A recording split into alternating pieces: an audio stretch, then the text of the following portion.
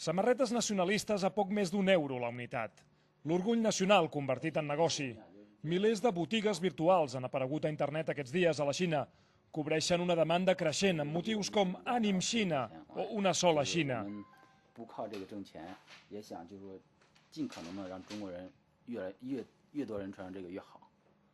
En només 3 dies han venut 3.000 samarretes i diàriament els visita el missatger, amb comandes per dins i fora del país. La xarxa, un dels pocs espais on els xinesos expressen la seva opinió amb relativa llibertat, viu aquests dies una campanya de rebuig contra allò que molts consideren una ofensa d'Occident. Pesa encara la imatge de les protestes protibetanes al pas de la torxa olímpica per París. I apareixen fotos com la d'aquest taxi a Shantung. No porto ni a francesos ni a gossos. Mentrestant, guanyen adeptes els nacionalistes com Wang Xiaotong, molt crítics amb el tractament informatiu occidental del conflicte del Tibet.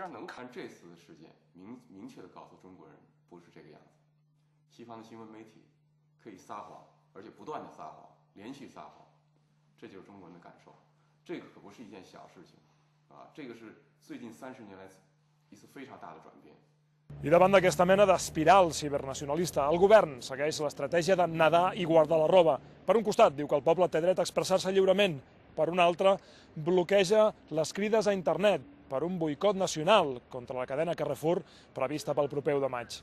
Sergi Vicente, TV3, Pequín.